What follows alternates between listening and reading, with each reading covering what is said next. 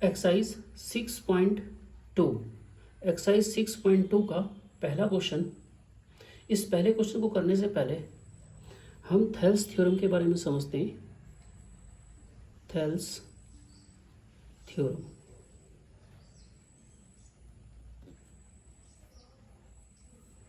ठीक है। मान लो ये ट्रायंगल है आपका ए बी सी, और किसी भी साइड के, मान लो ये वाली साइड है, इस साइड के पैरेलल एक और लाइन खींची जो इन दो साइड को क्या कर रही है, इंटरसेक्ट कर रही है डी और ई पर। और ये दोनों के दोनों आपस में कैसे ये पैरेलल है, डी ई और बी सी पैरेलल है, डी ई पैरेलल है बी सी के, ठीक है।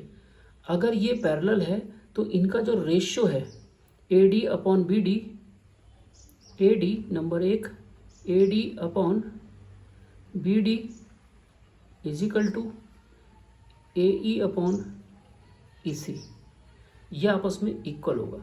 अगर ये पैरेलल है तो ये कैसे होंगे, इक्वल है, इनका रेशियो इक्वल होगा। अगर इनका रेशियो इक्वल है तो ये पैरेलल होंगे, यानी कि अगर ये है तो ये होगा और ये है तो ये होगा, ठीक है। अगर आपको ये गिवन है तो ये आपको प्रूफ करना पड़ेगा, और ये गिवन है तो आपको ये प्रूफ करना पड़ेगा, ठीक है। इस एक्सरसाइज में थेल्स थ्योरम यही है। इसी को थोड़ा सा इंप्रूव कर लेते हैं। ऐसा भी हो सकता है, हम इसको ऐसा भी लिख सकते थे, जैसे A D upon B D लिखा, हम इसको ऐसा भी लिख सकते थे, B D upon A D is equal to E C upon A E. अगर ये पैरेलल है तो ये भी हो सकता है और ये भी हो सकता है, एक ही बात तो है ना, इसको पलट दिया। एक और चीज हो सकती है, तीसरा, कि A D upon A B, A D upon पूरी side A B is equal to A E upon A C, A E upon A C, ऐसा भी हो सकता है और करके, ठीक है ना। तो अगर ये दोनों पैरेलल हैं तो इस इतना साइड और ये वाली साइड, ये वाली साइड और ये वाली पूरी साइड का रेशियो आपस में कैसा होगा, इक्वल होगा। या ऐसा भी बोल सकते हैं कि ये वाली साइड और ये पूरी साइड, यानी कि B D upon A B is equal to E C upon A C, इनका रेशियो आपस में बराबर होगा। तो कहने का मतलब है, अगर ये पैरेलल हैं तो उनके ये रेशियो आपस में बराबर होंगे, या तो ये और इसका रेशियो और इसका रेशियो बराबर होगा, या इतना अपॉन इतना, इतना अपॉन इतना बराबर होगा, ठीक है ना। तो ये इसके चार वो निकल जाते हैं इसके, ठीक है ना। इसी को बोलते हैं हम लोग थेल्स थ्योरम। शर्त है कि ये दोनों पैरेलल होना चाहिए, तभी इनका रेशियो बराबर माना जाएगा, ठीक है। अब चलते हैं हम क्वेश्चन फर्स्ट की तरफ। तो यहां पर पहले ही से कहा, in figure first and second में डी ई और बी सी, इन दोनों में क्या है, डी ई और बी सी, डी ई और बी सी ये पैरेलल है। तो गिवन है डी ई पैरेलल है बी सी, तो यहां लिखेंगे यूजिंग थेल्स थ्योरम। हम थेल्स थ्योरम का यूज कर रहे हैं। थेल्स थ्योरम क्या है, A D upon B D is equal to A E upon E C, A E upon E सी।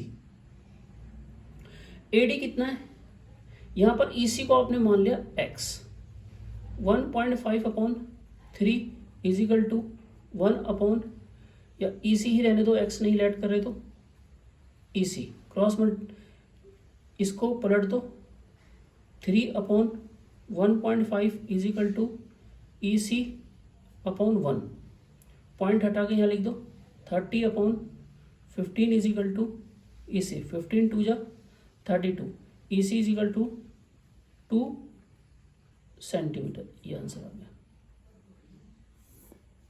इसमें आ जाओ, गिवन क्या है, गिवन है डी ई पैरेलल है बी सी के। अब लिखेंगे using Thales theorem. Thales theorem का यूज करा तो क्या आ गया, A D upon B D is equal to A E upon E C.